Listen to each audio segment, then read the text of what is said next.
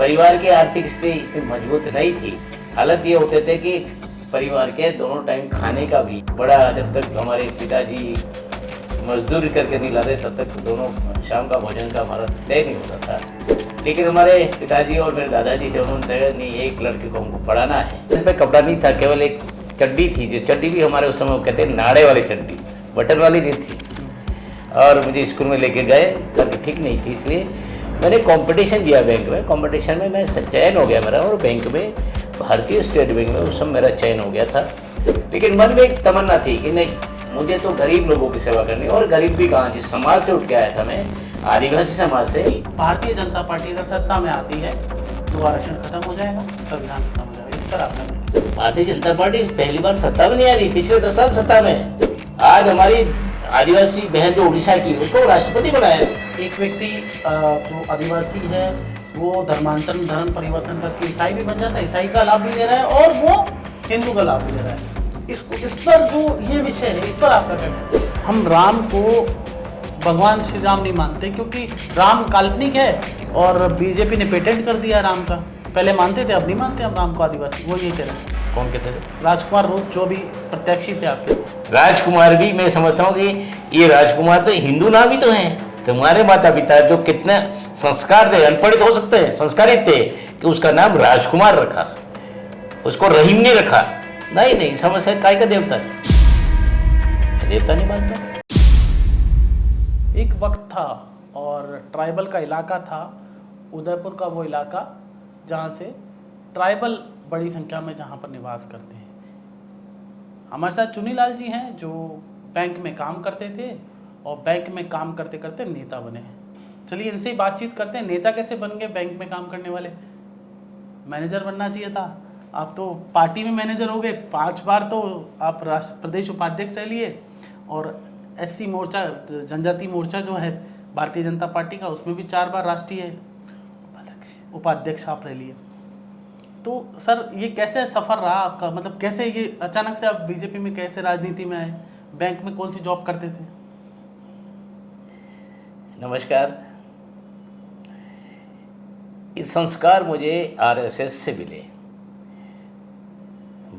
हमारे राष्ट्रीय स्वयंसेवक संघ का मैं, जब मैं 8वीं में पढ़ता था तब मैं स्वयंसेवक बन चुका था। और हमारे संघ के जो प्रचारक थे, जिला प्रचारक, वह मैं जिस छात्रावास में रहता था, वो छात्रावास में आते जाते थे। क्या नाम था? नाम भी खोल दीजिए आज। सत्यनारायण जी पलोड़, जो आज भी हैं। इसके बाद वो वापस हमारे प्रचारक संघ के अधिकतर तो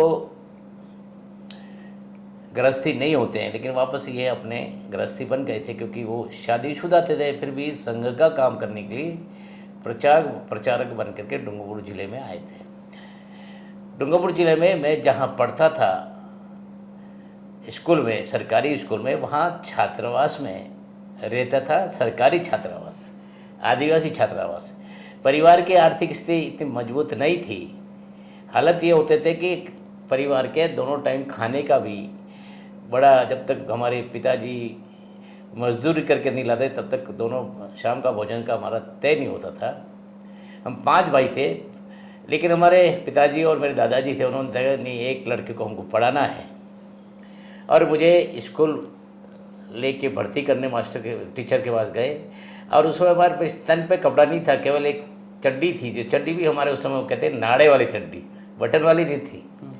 और मुझे स्कूल में लेके गए और मास्टर जी को कहा कि, हमारा वो मास्टर जी कहते हैं, मार साहब, कि इस बच्चे को पढ़ाना है और आप इसको भर्ती करो। तो मास्टर जी ने कहा कि इसके शरीर में तो कपड़े ही नहीं है, और मैं यहाँ कैसे मैं इसको भर्ती कर लूँ।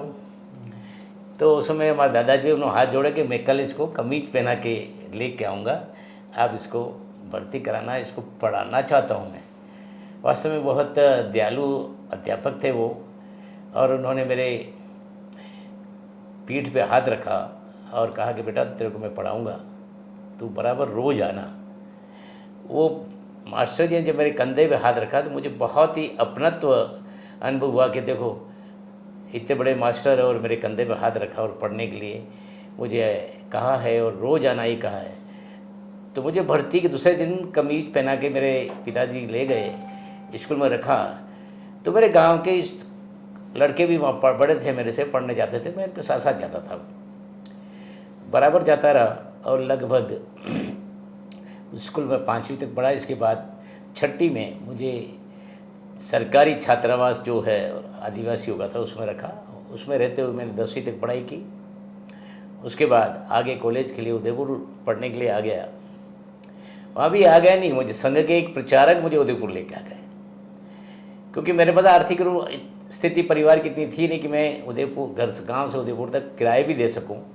लेकिन उस संघ के प्रचारक ने मुझे वहाँ ला करके उदयपुर में ही कमरे दिला करके मुझे पढ़ाई के लिए रखा, भर्ती कर दिए कॉलेज में, और लगातार पढ़ता रहा। लेकिन बराबर मैं संघ का काम, क्योंकि मैं 8वीं था तभी संघ का शिक्षक बन चुका था, और उसमें संघ में जो प्रशिक्षण होता है जिसको ओटीसी बोलते हैं, तो मैं 8वीं 9वीं 10वीं में ओटीसी मैंने कर दिया था। और ओटीसी करने के बाद मुझे एक अच्छा शिक्षक बन गया था। और प्रशिक्षण ओटीसी के माध्यम से ही मिलता है कि कैसे शाखा लगाना, क्या शाखा में गतिविधि करनी पड़ती है, वो सब मैं प्रशिक्षण ले करके तैयार हो गया था। इसलिए उदयपुर में हमारे संघ के पदाधिकारियों ने मुझे पहले एक शाखा का मुख्य शिक्षक बनाया, फिर 2 शाखा का कार्यवाह बना। इस तरह उदयपुर में बराबर संघ का काम करता रहा, संघ के माध्यम से करता रहा, कॉलेज में पढ़ता रहा। फिर क्योंकि आर्थिक स्थिति परिवार की ठीक नहीं थी, इसलिए मैंने कंपटीशन दिया बैंक में। कंपटीशन में मैं चयन हो गया मेरा, और बैंक में भारतीय स्टेट बैंक में उस समय मेरा चयन हो गया था। और वास्तव में उसमें भारतीय स्टेट बैंक में नौकरी करना बहुत फक्र गर्व की बात होती थी। लेकिन मन में एक तमन्ना थी कि नहीं, मुझे तो गरीब लोगों की सेवा करनी। और गरीब भी कहाँ, जिस समाज से उठ के आया था मैं, आदिवासी समाज से, और उस आदिवासी समाज में सच्चे मन से उनको सेवा करने का, राजनीति में उनको भागीदार बनने का, इनके गरीबी को उत्थान के लिए समर्पण भावना से सरकार में जो आदिवासी नेता थे, जो विशेष रूप से कांग्रेस के थे, वो केवल दिखावे के रूप में थे, और आदिवासी जहाँ था वहाँ का वहाँ रह गया। तो मैंने तय किया कि मैं नौकरी कम समय के लिए करूँगा, जब भी अवसर मिला मुझे मैं राजनीति में जाऊँगा। 1989-90 में विधानसभा चुनाव हो रहे थे। मेरे संघ के प्रचारक उस समय थे लक्ष्मण सिंह जी शेखावत, जो वास्तव में एक विभाग के प्रचारक थे। वो मेरे प्रति बहुत प्रेम और स्नेह रखते थे, और इनके दिमाग में था ये आदिवासी बालक है, इसको आगे बढ़ाना, राजनीति में लाना, ये उनका एक मिशन था। और ये मिशन को बराबर मुझे कभी नहीं कहा कि तेरे को राजनीति में लाऊंगा, तेरे को चुनाव लड़ना है, लेकिन मेरे साथ बराबर डायलॉग करते, कहाँ हो, कैसे हो, परिवार कैसे है, नौकरी कैसे कर रहे हो। तो मेरे मन में एक समर्पण की भावना है। देखो मेरे परिवार के नहीं हैं, फिर भी इतना चिंता करते हैं, चिंतन करते हैं, तो एक समर्पण की भाव उनके साथ जुड़ गए। मेरा एक सवाल है कि आप 2 बार एमएलए रहे, 1 बार मंत्री रहे, और अब अचानक से इतने साल का गैप, और फिर अब एक बार फिर से राज्यसभा सांसद, हाल ही में आपको चुना गया है। तो वैसे मेरा मिशन गरीबों की सेवा करना था। वो माध्यम राजनीति एज ए जनप्रतिनिधि चुनाव लड़ के हो सकती है, एज ए संगठन क्या हो सकती है, लेकिन मेरा मिशन था कि मुझे जिस समाज से उठा हूँ उस समाज के साथ साथ गरीब लोगों के साथ जुड़ करके राष्ट्रीय भाव को लेकर के राष्ट्र के साथ जोड़ना, और ठीक ढंग से जो आज वास्तव में उनको कांग्रेस ने लंबे समय तक केवल वोट बैंक के रूप में ही इनका उपयोग करते रहे, मैंने तय किया था कि इनको शिक्षा के क्षेत्र में, आर्थिक रूप से और सामाजिक रूप से जोड़ करके भारतीय जनता पार्टी के साथ जोड़ूंगा। और क्योंकि उस समाज से आया था तो उनकी रीति नीति, उनका स्वभाव, उनका खान पान, उनका रहन सहन उसी परिवार से निकला था, इसलिए बड़ा वाकिफ था। तो जहाँ भी जाता था, मैं मंत्री बना, मंत्री बनने के बाद जब मेरा वेलकम होता था, स्वागत होता था, मेरी मीटिंग में कहीं 10,000 से नीचे लोग रहे ही नहीं। उनके मन में एक खुशी थी कि हमारा भाई मंत्री बना है, क्योंकि दूसरा मंत्री बना था आदिवासी का, मेरे पहले कोई मंत्री थे तो भिखाभाई जोशी थे। उसके बाद हमारे क्षेत्र में एक मन में सबके आदिवासी में आता है कि देखो हमारे घर का, आगड़ी में बोलते हमारे घर में स्वरूप मंत्री बनी हुए।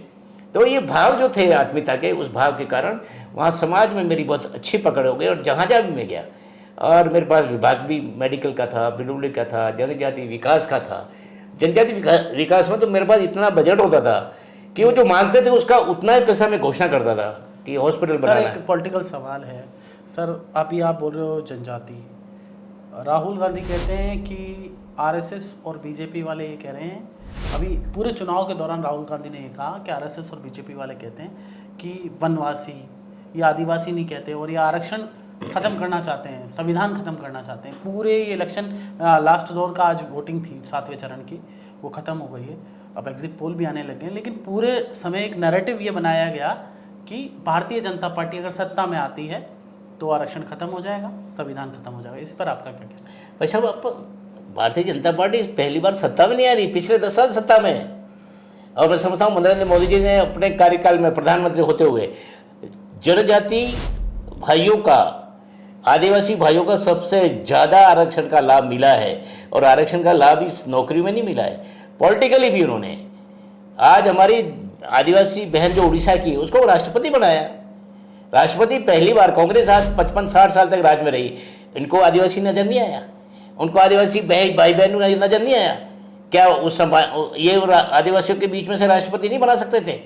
अरे मंत्रालय ही नहीं था जनजाति का, जनजाति डेवलपमेंट के नाम से कि जनजातियों के विकास करना है, ऐसा मंत्रालय 55-60 साल राज किया केंद्र में कांग्रेस ने। लेकिन जनजातीय विकास के लिए मंत्रालय भी अटल बिहारी वाजपेयी, जो हमारे भारतीय जनता पार्टी के प्रधानमंत्री बने, उन्होंने मंत्रालय नया बना करके कैबिनेट स्तर का मंत्री बनाया।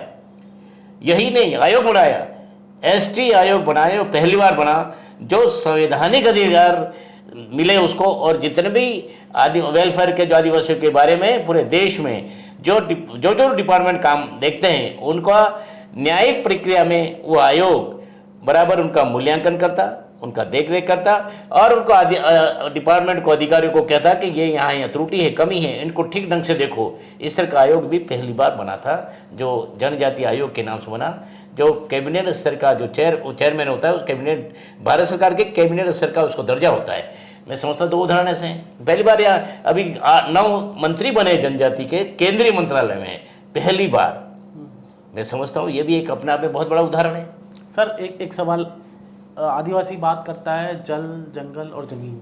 जिस तरह से पर्यावरण परिवर्तन हो रहा है, आप देखिए आज टेम्परेचर लगातार बढ़ रहा है, तो जो आदिवासियों की मूल बात थी, मूल मांग थी जल, जंगल और ज़मीन की, मुझे लग रहा है कि आज आम आवाम जो जनता है वो भी समझने लगी है कि पेड़ लगाओ, पेड़ बचाओ। इसको आप किस तरह से देखते हैं? अच्छा, मैं तो समझता हूँ आदिवासी के स्वभाव को अभी तक केंद्र में जो पार्टी सरकार रही, उन्होंने आज तक आदिवासी स्वभाव नहीं समझा। जंगल अगर कहीं बचा है तो आदिवासियों ने बचाया। जंगल कहीं पूरे भारत में उठा के देख लो, जहाँ जहाँ आदिवासी आज जहाँ रह रहा है जंगलों में, वहाँ उसकी सुरक्षा की है। जंगल में आदिवासी केवल लकड़ी जलाने के लिए सूखी लकड़ी का उपयोग करता था, न कि गीली लकड़ी काट करके इमारत, उसको अपने इमारत के रूप में उसने कभी उपयोग नहीं किया। उसने सूखी लकड़ियों का उपयोग करके अपने झोपड़ा बना था। झोपड़े में उसको ज़्यादा लकड़ियों की जरूरत भी नहीं होती थी, मैं समझता हूँ। इसलिए आदिवासी आज जल, जंगल और ज़मीन का जो है उसका ठीक ढंग से, हमारी जो शहरी नक्सली है, या कह सकते हैं कि इनको भड़काने वाली जो शक्ति है, वो गलत ढंग से उनको दिशा भ्रष्ट कर रही है।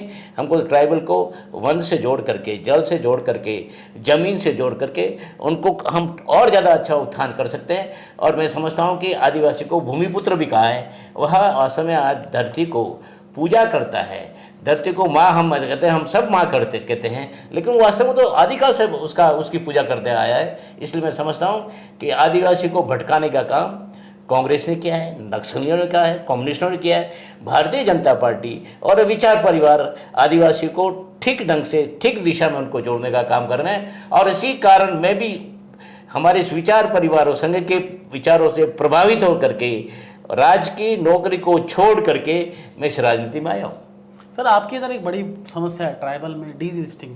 मतलब एक व्यक्ति जो आदिवासी है वो धर्म परिवर्तन करके ईसाई भी बन जाता है, ईसाई का लाभ भी ले रहा है और वो हिंदू का लाभ भी ले रहा है। तो इस पर जो ये विषय है, इस पर आपका क्या कहना है? मेरा इस विषय में पूरा विरोध है। जो आदिवासी ईसाई बन चुका है उसको आदिवासी का परिलाभ नहीं मिलना चाहिए। मैं आज से नहीं, शुरू से ही कहता आया हूँ, वो दोहरा लाभ लेता है। आज ऐसा ईसाई जो है वो ओबीसी में अल्पसंख्यक में आता है वो, और अल्पसंख्यक लाभ भी वो उठाता है।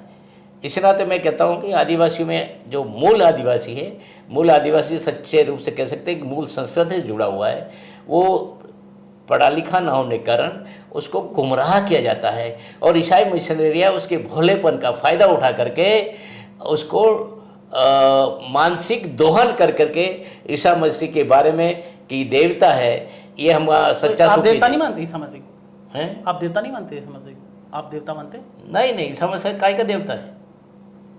मैं देवता नहीं मानता हूँ। इसलिए नहीं मानता हूँ कि मैं समझता हूँ कि जितने हमारे आदिवासी ईसाई बने हैं वो भोलेपन बने और इनको प्रलोभन बने, भोलापन और प्रलोभन।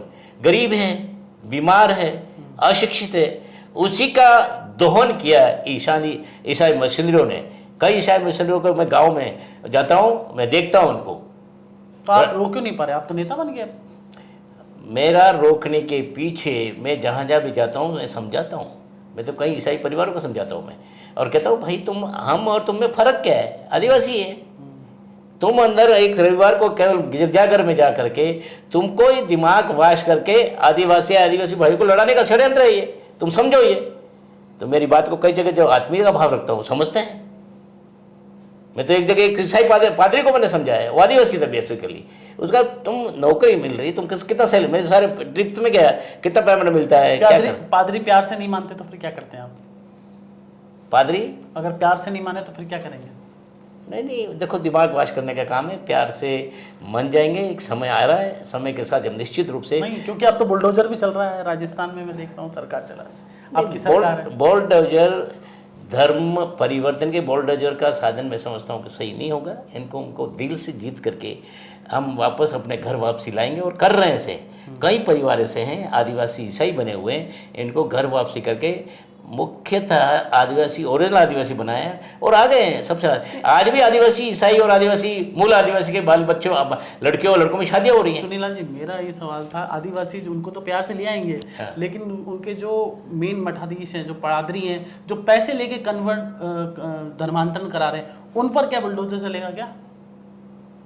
मैं इतना ही कह सकता हूँ कि प्यार के सामने बड़ी बड़ी ताकतें फेल हो जाती हैं। आदिवासी के बीच में जाकर इनको हम लाएंगे, ये सब जो ईसाई पादरी है ना सब भाग जाएंगे वहाँ से।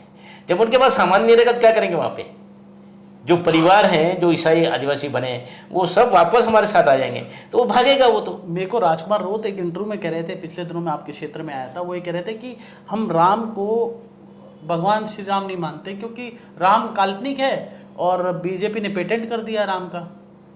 पहले मानते थे, अब नहीं मानते हम राम को आदिवासी। वो ये कह रहे थे। कौन कहते थे? राजकुमार रोत, जो भी प्रत्याशी थे आपके इधर। राजकुमार रोत के परिवार में कई ऐसे नाम हैं जो हिंदू धर्म से जुड़े हुए हैं। राजकुमार भी मैं समझता हूँ कि ये राजकुमार तो हिंदू नाम ही तो है। तुम्हारे माता पिता जो कितने संस्कार थे, अनपढ़ित हो सकते हैं, संस्कारित थे, कि उसका नाम राजकुमार रखा, उसको रहीम नहीं रखा। अगर उसके माँ बाप अगर ईसाई होते या मुस्लिम भाव के होते तो उसका नाम रहीम रखते, राजकुमार क्यों रखा? केवल राजनीति करने के लिए आदिवासियों के बीच में ये मैं समझता हूँ कि एक प्रकार का गुमराह करने का तरीका है। और आदिवासी, कोई आदिवासी चाहे वो आज उसके साथ बाप के साथ भारतीय आदिवासी पार्टी के कार्यकर्ता हो सकता है, लेकिन राजकुमार के कथन पे कभी समर्थन नहीं करेगा। और कई उधर के जो हमारे धार्मिक कार्यक्रम में महाराज हैं उन्होंने तो खुल के विरोध किया है कि राजकुमार जो बोल रहा है हम उसके साथ नहीं होंगे। ये खुल के बोला है। वहाँ हमारे कहीं भजन मंडलियाँ चलती हैं, कई मठ हैं, कई धुनियाँ हैं, जो हर पूर्णिमा को वहाँ भजन मंडलियाँ होती है, वहाँ इकट्ठे होते हैं, कहते बातचीत चलती है, कहते हैं राजकुमार कह रहा हम उस राजकुमार की बात को हम नहीं मानेंगे।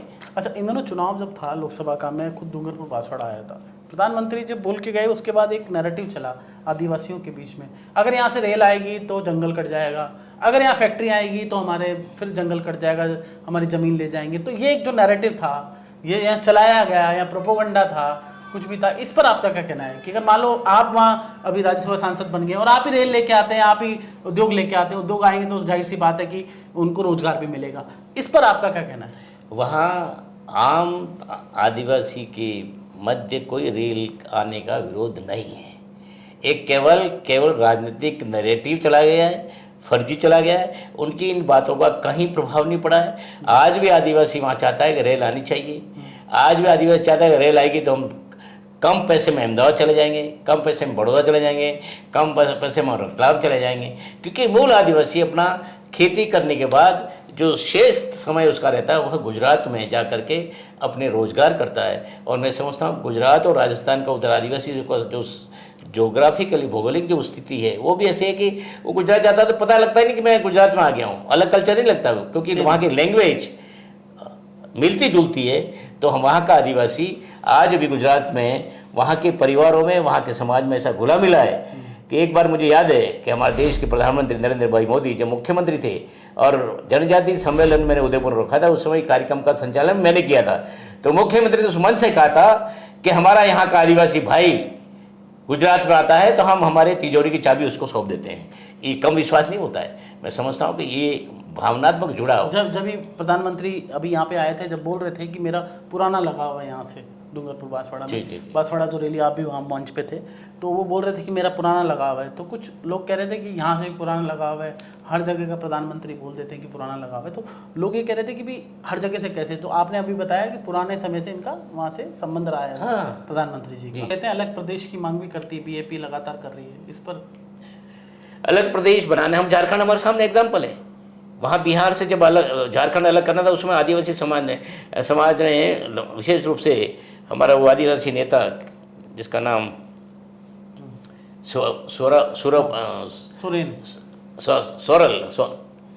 उन्होंने, जिसका बेटा आज मुख्यमंत्री है और वो भी भ्रष्टाचार में जेल में है। तो मैं समझता हूँ कि वहाँ आदिवासी भाई को अलग प्रदेश बना के कोई जो लाभ मिलना चाहिए थे, जो रोजगार में बढ़ोतरी होनी चाहिए, वो नहीं हुआ। मैं तो समझता हूँ कि अलग प्रदेश बनाने के बाद भी वहाँ नक्सलवाद, झारखंड ज़्यादा अंदर नक्सलवाद में घुसा है। इस नाते मैं समझता हूँ कि हमारे एग्जाम्पल ऐसा है झारखंड का, हम कभी, और हमारा स्थानीय जो पढ़ा लिखा वर्ग है वो अलग प्रदेश बनाने के पक्ष में नहीं है। वो चाहता है कि हम उपेक्षित रहें, राजनीति में उपेक्षित रहें, आर्थिक रूप से उपेक्षित रहें, शिक्षा में उपेक्षित रहें, चिकित्सा में उपेक्षित रहें, तो हमको बराबर का आम जनता के बीच में, आम समाज के बराबर हमको लाया जाए। ये जरूर उनका थीम है, उस थीम को हम पूरा करेंगे। हम भारतीय जनता पार्टी के जो समाज से आए उठे लोग, उधर दूसरे नॉन ट्राइबल जो लोग हैं, हमारे सबका मिशन यही है कि इस क्षेत्र को राष्ट्रीयता से जोड़ करके हम बराबर की राजनीति में इनको भागीदार बनाएं। यह हमारा मिशन है और इस मिशन पर निरंतर हम काम कर रहे हैं। एक अंतिम सवाल सर, मिशन 25 राजस्थान में आपने चुनाव में भी रहे, उस क्षेत्र को देखा पूरा, कितना कामयाब होगा? और केरल में भी आप चुनाव में रहे, और पूरे देश में आप किस तरह से देखते हैं इस चुनाव को? अब कल 4 तारीख को रिजल्ट आने वाला है, आज एग्जिट पोल आ चुके हैं, तो राजस्थान में मिशन 25 को कैसे देखते हैं? और आपके ट्राइबल में क्या स्थिति है, डूंगरपुर बांसवाड़ा? राजस्थान में मिशन 25 हम सकें, पिछला इतिहास को हम दोहराएंगे। पिछले समय हम 25 में से 25 लाए थे, इस समय हम 25 में 25 लाएंगे।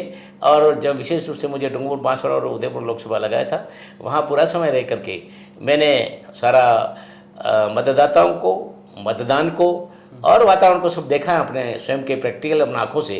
तो मैं निश्चित रूप से कह सकता हूँ कि हम वहाँ की जो मेवाड़ की 5 सीटें, 5 सीटें हम जीतेंगे। और मैं उसके बाद प्रवासी के रूप में उड़ीसा में चुनाव प्रचार में गया था, वहाँ 2 लोकसभा का प्रभारी था। पहली बार उड़ीसा में वहाँ के उड़ीसा की प्रदेश की सरकार भी बन रही है और उड़ीसा में हम लोकसभा के सदस्य अधिक से अधिक पिछले इतिहास को तोड़ते हुए हम वहाँ सीटें जीतेंगे, ये निश्चित रूप से कह सकता हूँ। और सर देश में किस तरह से देखते हैं प्रधानमंत्री नरेंद्र मोदी, क्या हैट्रिक को आप किस तरह से देखते हैं? हैट्रिक लगाने जा रहे हैं क्या? हाँ पक्का। कितनी सीट आप मानते हैं? आप तो घूम के आए बहुत जगह। 400 पार। और मध्य प्रदेश के आप प्रभारी भी हैं। हाँ, तो मैं कह रहा हूँ मध्य प्रदेश में 100% सीटें आ रहे हैं हमारी, 26 में 26।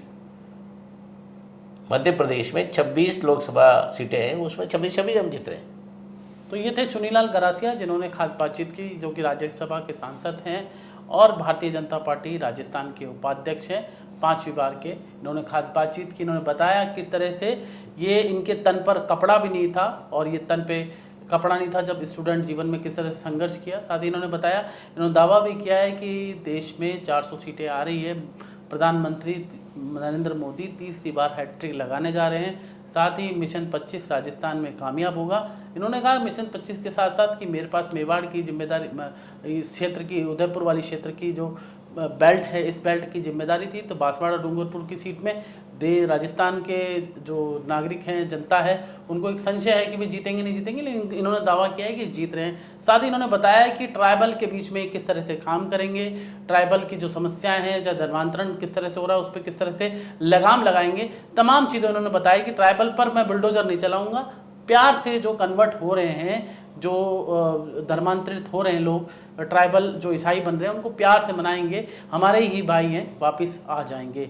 जितेश जेठंदानी, जयपुर, राजस्थान।